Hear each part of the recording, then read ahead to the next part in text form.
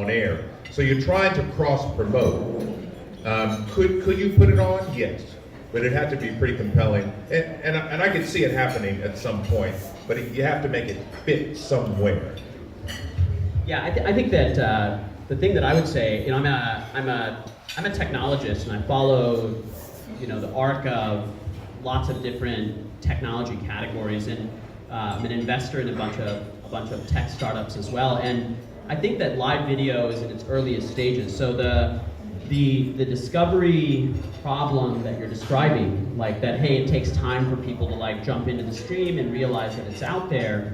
I think that part of that is a aspect of this technology being, brand new. I want to share one story about Periscope. I'm an early adopter of Twitter. I was on Twitter in 2006, I think it was. That's when I started using Twitter, and I got on Periscope when it came out. And this summer, I was with my family in India, and we went to the Taj Mahal outside of in India, and this is this beautiful wonder of the world. And we were about to enter, and I noticed on my Indian cell phone that I had like full bars of 3G access, and I was like, this is awesome. So I decided I would Periscope it, and I turned on the Periscope, and I think in the first, and I walked inside, seeing it myself for the first time in about 15 years.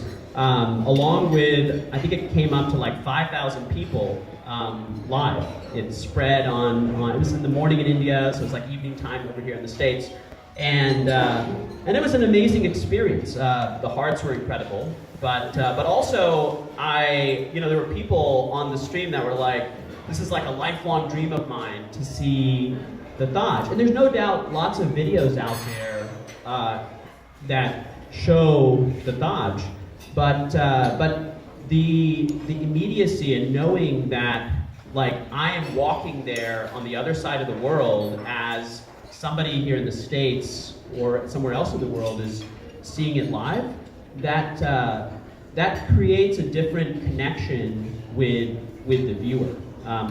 Periscope went on to profile the video for 24 hours. I got a couple thousand followers on Periscope, and it was viewed about another 50 or 60,000 times. It was cool. I'm famous on Periscope. Not really, not at all, but it was fun.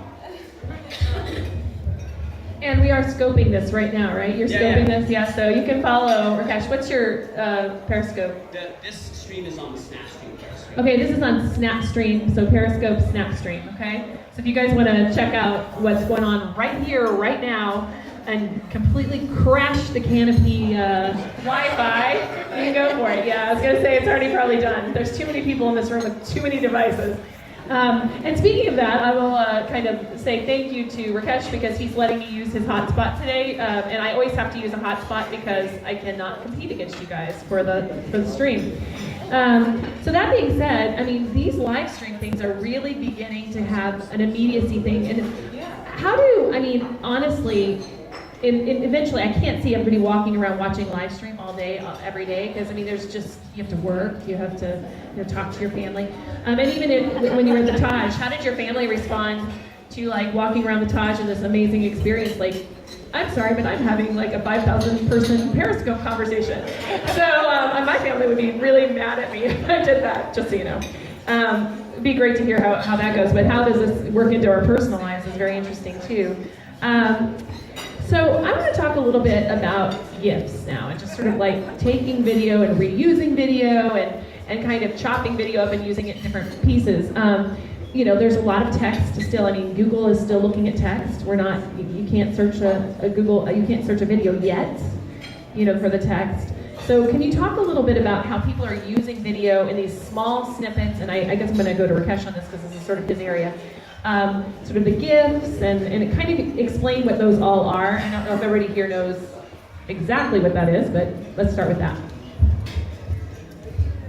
I'm glad you didn't ask me how to pronounce the word, right? Because it's like a big controversy. Is it GIF or GIF? It's GIF, but no, the guy who invented the standard says it's GIF, so it's GIF.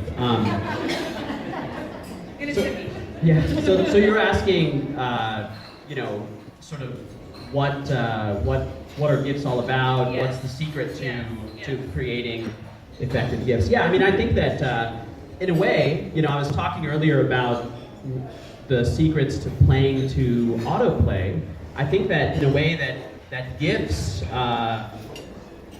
exploit these characteristics that play really well on our mobile devices. They're silent, so they're brilliant for autoplay. You don't need any audio to experience them. By definition, they don't have audio. So if a GIF is going to be successful, it's got to work silently, and so it's a silent moving picture.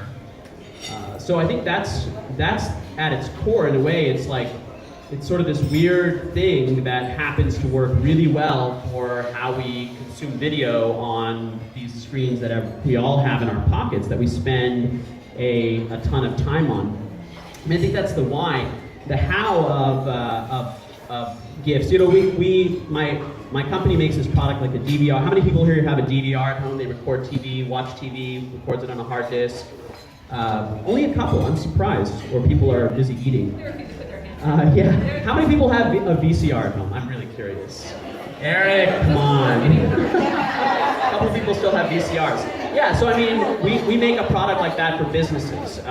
If you've ever watched The Daily Show now with Trevor Noah, all of the TV clips on the show come from our software. So we have this search engine that lets you find TV clips, and in the last year or so, the fastest growing usage of Snapstream is so that TV shows and presidential campaigns and political parties and media watchdogs and other people that have an interest in things happening on television use Snapstream to live tweet and live post to Facebook from television.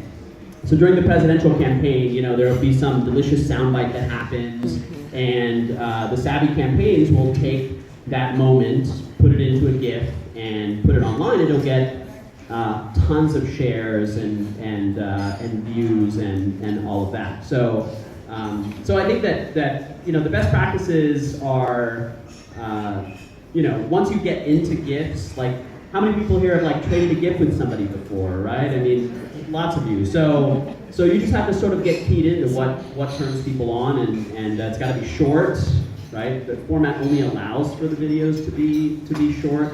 Overlaid text is key. So yeah, and there are a variety of tools out there for this. If you're going from TV to Twitter and Facebook, and you want to create a GIF, we're a good way to do that. But if you're just creating a GIF off of, say, images on your phone, the new iPhone has live video. And a lot of the social networks, I think pretty soon all of them will support it, but are going to be, so I think Facebook has already added support for live videos, so if you take one of those little short moving picture videos with your iPhone 6S, when you upload it to Facebook, I think you have the option now, I haven't actually tried it myself, but you will have the option to have that live aspect be turned on, so it's got a little moving aspect to it. So this is, it's going to become easier and easier to make these little things. One of the tools that I've been using, and it's super easy and super cheap, is Camtasia. And I think it's different on Mac. It's called something else on Mac, right? But anyway, Camtasia, which is TechSmith, and they have a Mac version, they have a PC version. And you can turn almost any, it does, you can do screen saves, showing people stuff on your website as you navigate through. And also you can do video through it, do the text overlays you're talking about. I think it costs $200, $250, something like that. Really, really powerful piece of software. A lot of nonprofits are using it, frankly, to get their video stuff done. So I really love Camtasia. I'm sure there's other products that some of you in here know about. Maybe we'll do a popcorn here in a minute, kind of for some. But I think that the tools are getting, there's even a place online you can go and say, transform, you upload your video to it and it spits out a GIF. So there's free ones, there's really a lot of ways to do this. The key is that we don't end up like MySpace. Sorry, I'm old enough to remember MySpace, and I think we all navigated away from it because it became a big cacophony of GIFs, as I recall. So, this is an old thing coming back again. Could you talk a little bit about that? How do we keep it Did you really say you're old enough to remember MySpace? I won't even say it.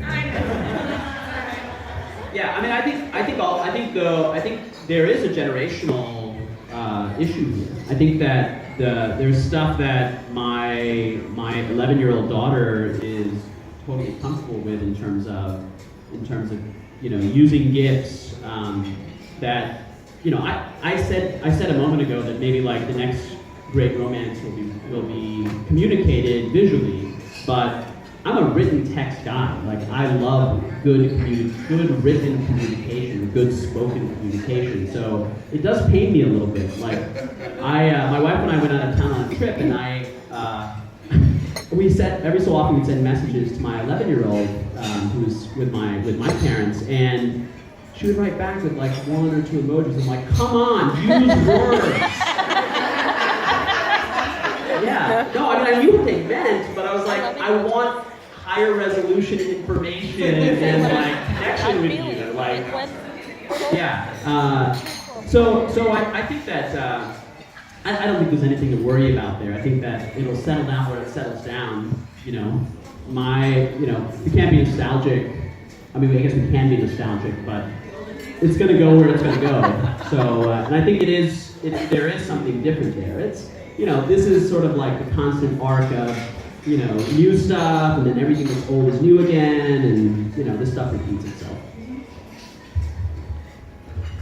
So one of the other questions that I really wanted to bring in before we open it up to the audience, which I will in just 1 second, is we talked about why posting something native is important, and how that works. So you would post it across all the different channels natively and in different formats. Because I mean, if you look at Twitter, for example, they don't allow more than 30 seconds, period.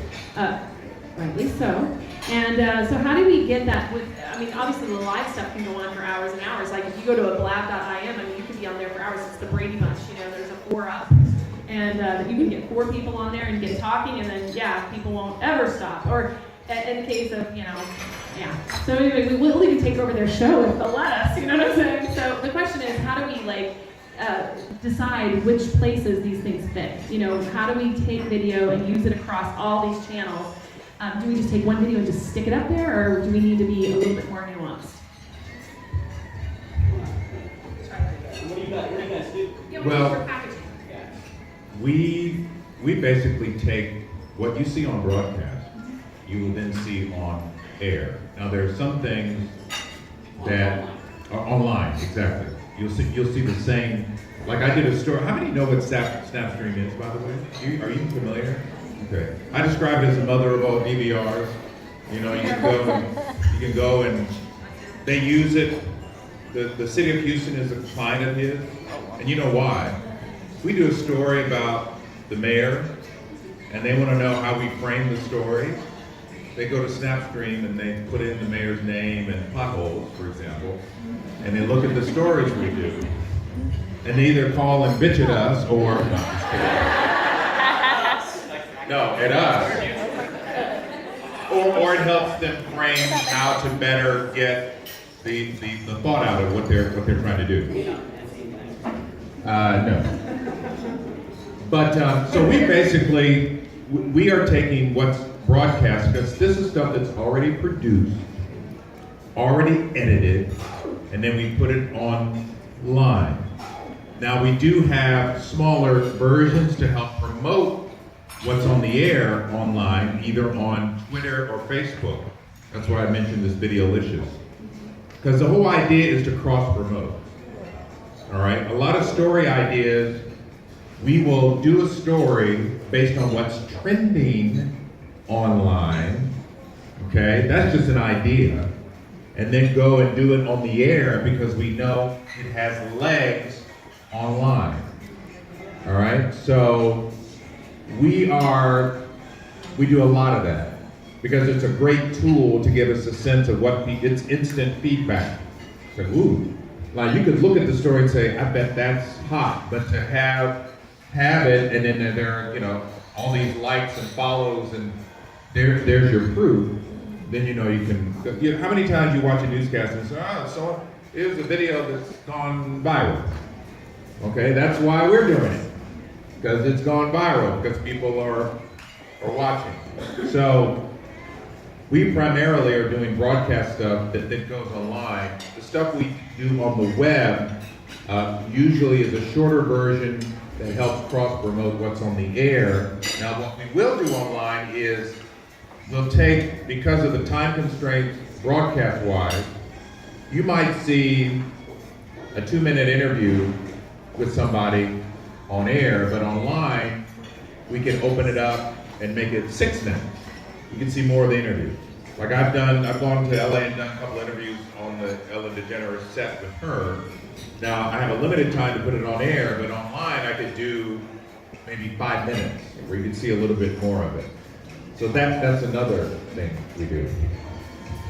Yeah, as far as playing to each social network, that's definitely key. You know, goes to my point about not uploading to an online video player like YouTube and then just linking to that from Facebook or Twitter. You definitely want to upload natively to both Twitter and Facebook, and then you want to take advantage of the fact that on Facebook you can have a longer post. Potentially take advantage of it. You don't want to be wordy for the sake of being wordy, obviously, but you also want to tag in each platform. One of our customers, Refinery29. Anybody follow Refinery29? So they was it the Emmys that they used our product for? But it was one of these award shows, and they had posted, you know, a moment of one of the speeches, and they tagged the celebrity who was giving the speech. And she shared it on her, because they tagged her on Facebook, she shared it out on her page. The video got a couple million views. So you definitely want to take advantage of tagging on each platform. And the length of the video, I think that, you know, there was a study I remember a couple years ago that showed how on Facebook the average status message lengthened over time. And I think that as an adoption curve, users became more and more comfortable with posting longer status updates on Facebook. And I think that, you know, the idea that, video online has to be short, people snack on video, they don't watch long form video, I'm not sure you just need to be good at using the medium. And I've seen like these tip hero videos that do recipes. I've seen longer ones too. I've seen ones that will go on for 60 seconds or 90 seconds, but they're engaging. They draw me in. They start out with a really strong image in the front. So, and by the way, the 30-second Twitter limit, you'll see videos on Twitter that are longer. There's another pipeline for native Twitter video that doesn't have that limitation. If you go on Snapstream's Twitter account, you'll see the pinned tweet that we have on there is actually the story that you did on us, and it's like 2.5 minutes. So there is a way to upload video to Twitter and have it be longer. If you don't know how to do that, you just go to create an account on ads.twitter.com, and you can upload a piece of media there that's longer, and then you can tweet that out. And you don't actually have to spend money on ads, but through their ads platform, you can post longer videos. So I don't think that, you know, the Twitter videos have to be short. I think that you could post longer stuff. I think what's more important than the length of the video is the tagging, making sure that you do the tagging. Don't be lazy and post the exact same message on both networks and then lose out on tagging. And then just doing a good job of doing visual storytelling and taking advantage of, you know, the fact that we live in a world of autoplay. So there's a lot of you here, and I'm assuming you have some questions. So I'm going to open up for some questions, and I'm going to take the first hand I see. Does somebody want to ask a question about video? Oh, really? Okay, good. I saw you first. Sure. Jeff. Yeah. So, Yes, Jeff. I see two schools of thought in terms of posting video native to a social network versus putting it on YouTube and embedding it in your blog and sending out the YouTube links. Do you find that when you post a native video to Twitter or Facebook, that it drives engagement beyond that social network to your blog, which is something a little more high value for you, or do you find that that's kind